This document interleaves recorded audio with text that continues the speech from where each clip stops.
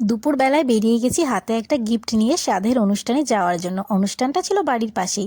তারপরে যাওয়ার সময় মা পেছন থেকে বলছে, দাঁড়া আমিও তো যাব, তুই একাই চলে যাচ্ছিস মানে? আর আমার তো এদিকে খুব খিদে পেয়েছে, আমি খুব খুব তাড়াতাড়ি করছিলাম, কারণ 3টে বেজে গেছে। বলো দুপুরের খাওয়া আমি আর কখন খাবো? বসে বসে এখানে বোর ফিল করছিলাম।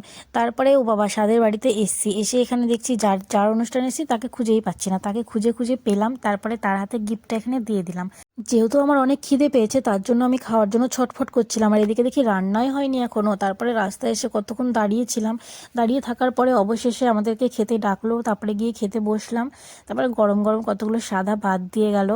সাদা ভাতের সঙ্গে ছিল বেগুন ভাজা, তারপরে বেগুন ভাজাটা দিয়ে আস্তে আস্তে ভাত কটা মেখে নিলাম। আর মেখে খাওয়ার সময় মনে হচ্ছিল একটা কাঁচা লঙ্কা হলে খুব ভালো হতো। যাই হোক, এখানে তো আমি অনুষ্ঠান বাড়িতে এসেছি, এখান থেকে তো আর চাওয়া যাবে না কাঁচা লঙ্কা দাও। এরপরে দিয়ে গেল ডাল, ডাল দিয়ে আর বেগুন ভাজা দিয়ে ভরিয়ে ভরিয়ে খেতে খেতে দিয়ে গেল একটা সবজির তরকারি। আস্তে আস্তে খাওয়াটা কমপ্লিট করছিলাম, আমার প্রচুর পরিমাণে খিদেও পেয়ে গেছিলো।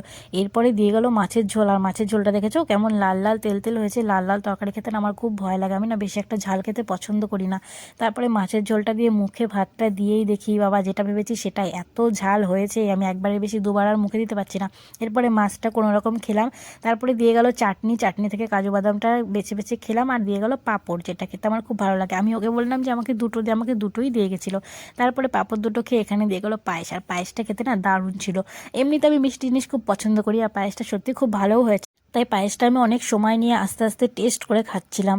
এরপরে সব কিছু খাওয়া কমপ্লিট করে, যেহেতু আমার বাড়ির পাশেই ছিল অনুষ্ঠানটা, তার জন্য এঁঠো হাতটা নিয়ে তাড়াতাড়ি করে আমি বাড়ি চলে আসলাম, কারণ এরপরে আমাকে যেতে হবে পড়াতে।